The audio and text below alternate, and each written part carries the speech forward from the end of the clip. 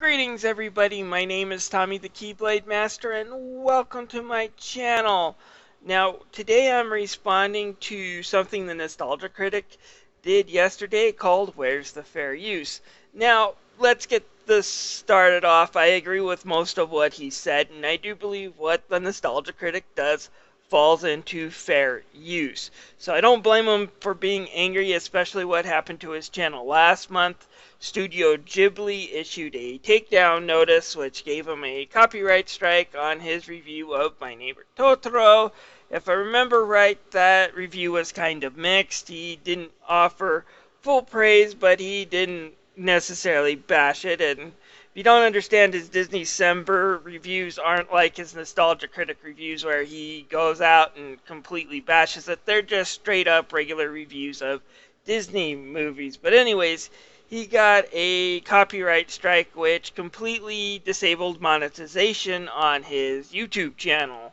And since he doesn't like to use Patreon, telling people, go donate to charities that he endorses in his videos instead, he was kind of left without a paycheck, I guess, for a few months, and that completely frustrated him, and I don't blame him for that either. But some of the things he said I do kind of want to get into. First off, the whole fair use argument does need to be talked about. Like I said, I do agree with what Doug Walker does fall into fair use.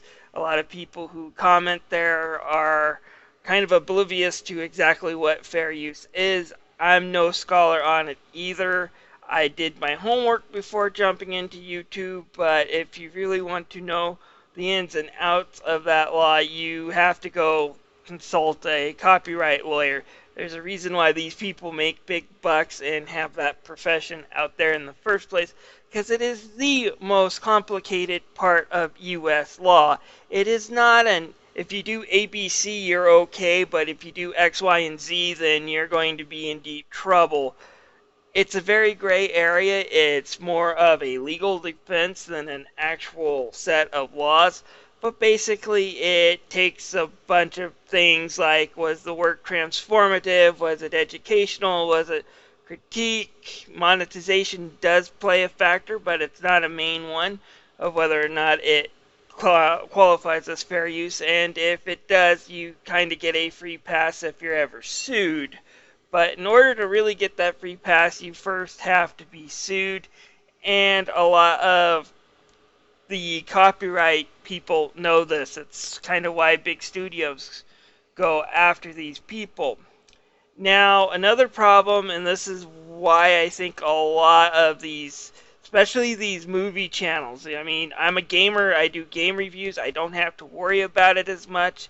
It's harder for game companies to program in the system to flag my videos for content ID claims, and anymore, most of them have really kind of cut back on that, if not stopped it altogether, because the game companies, more than Hollywood, have kind of gotten together and realized YouTube is a good thing. Normally, if I see a copyright strike on a channel, it either comes from two places. It's either a Japanese company who someone from their Japanese branch, for whatever reason, decided to flag a video and cause an uproar because they don't understand, or it's a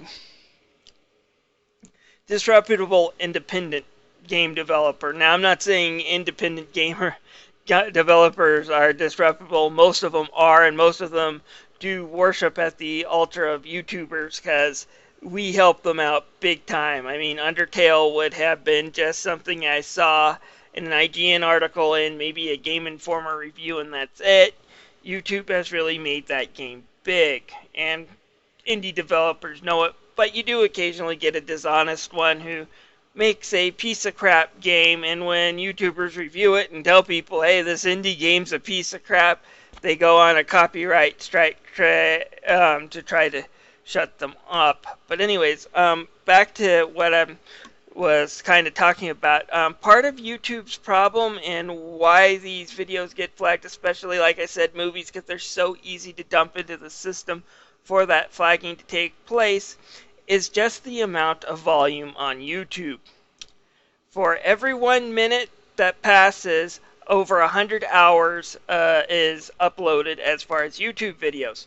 Now, take a thought about that, kids. For every minute that passes, basically 4 days worth of video or more is uploaded to YouTube.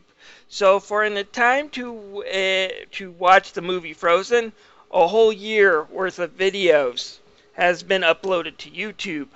There is not enough manpower to sit down and watch every video and make sure that it's legal to upload. So, to cover their butts, Google has created a whole bunch of bots to protect themselves. But these bots don't necessarily measure in fair use. All they do is if it detects a copyrighted work, it flags the video, and then it's up to the copyright owner themselves to decide what to do. Most of them, at least in the gaming space, oftentimes decide to keep the video up there, but they run ads on it and keep the money. It sucks, but I've had that happen a few times. It hasn't happened, I think, in over a year that one of my videos have gotten content ID flagged, though. But it does happen on the gaming channels, too, but much more in the movies. And when I was watching that, and even some of his clipless reviews, as well as the cinema snobs basically just sitting in his car talking after he watched one of the newer movies getting flagged, I was like, I'm willing to bet that was an automated system that flagged that. Because some of the systems I hear can also tag keywords too. For those who don't know what those are, whenever you upload a video, you are allowed to tag your videos for search engine results. So if I do a review on Metroid, which is what you're seeing here, I get to type in Metroid Zero Mission, and people will see it pop up on the search engine. And I hear copyright owners can also issue content ID matches based on those. If it was, however, a manual content ID match or a takedown that was manual because someone did not like what he was saying, then that person should be in big trouble. Copyright law was meant to protect the IP owner. It was not meant to shut people up about criticizing. And I think he also has a good point in his video too, because I think when it comes to the Nostalgia Critic, there is definitely, I do believe, people wanting to shut him up when he criticizes their videos, because the Nostalgia Critic is all about basically parody and kind of just destroying bad movies. Movies he thinks are bad, he kind of comically tears them up. But he is allowed to do that. Like I said, his freedom of speech is protected.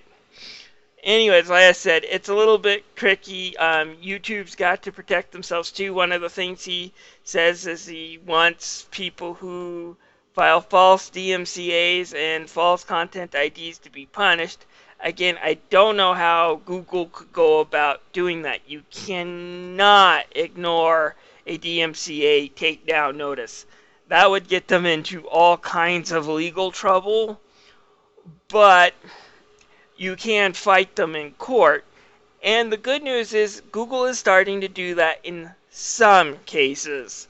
You got to be a big channel. They're mostly doing it in gaming forums, not in movies. But they are starting to fight some of these DMCA mispractices, and that's a good thing. But it's going to take a lot of time before all of this gets straightened out. In the meantime, people like him are just going to have to be patient.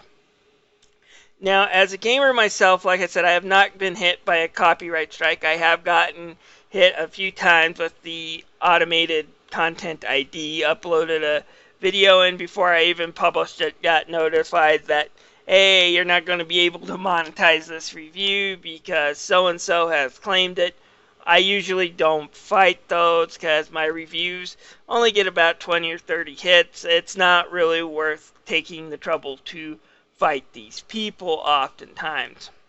However, going back to the type of companies I oftentimes doing this shenanigans, the Japanese developers, like I said, this is also a tricky spot because I'm now going to go back into my thoughts dealing with this situation as a gamer myself, and that's oftentimes you have run in with the Japanese companies.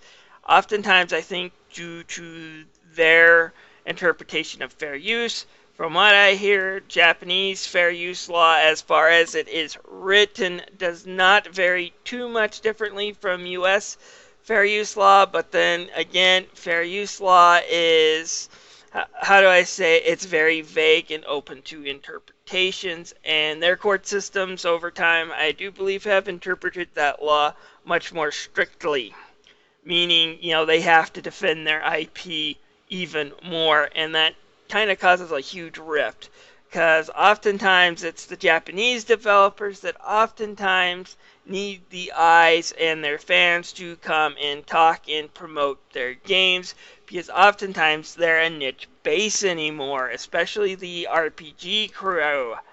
And then, you're immediately silenced by the same people who need your help. It's like, so definite frustration.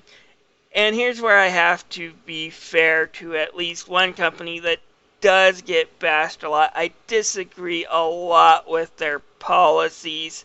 The fact that I'm using footage from one of their games means I'm going to have to turn this video over and let them monetize some of it due to their policies. But at least when I have to deal with this one particular Japanese game company, they at least tell me what their thoughts are on this matter, and I can get a straight answer from them whenever I've had contact with them, and that is Nintendo. I disagree with your creators program. I don't think that it is the right solution, at least the way it's implemented now. But, like I said, when I go and talk to a customer rep about it, I at least get a straight answer out of them. Too often when I have to deal with a Japanese company just asking the question, you kind of get this half answered. And folks, when it comes to things like this, when dealing with people, you're going to find in life that dealing with the people who are at least honest about why they're against you and that they are going to come against you for X, Y, and Z reason, those people are rare, but when you encounter them, they're kind of nicer to deal with than the people that are wishy-washy, give you half answers, and then get in your way when you're halfway done with something. Those people will infuriate the hell out of you. And like I said, that's kind of where I see the Japanese developers, because when I see them doing shenanigans like that, oftentimes, you check their websites, what's their YouTube policy, and they just don't have one, and contacting customer support oftentimes equals me wasting my time completely. So like I said, I do have to give that to Nintendo. So whenever I hear someone arguing, it's like, do your homework. They will probably tell you that they come after people for doing this. When people got angry about them doing the emulation speed runs and striking accounts like that, it didn't surprise me. Nintendo's first thing they posted on their website, I think 20 plus years ago, was "We hate emulators." So that didn't surprise me. So I will at least give Nintendo that one thing, but they are destroying themselves with their copyright system and the way they do things. Dorkly had an awesome parody about this whole situation a few months ago, kind of poking fun of the fact that Minecraft got big due to YouTube.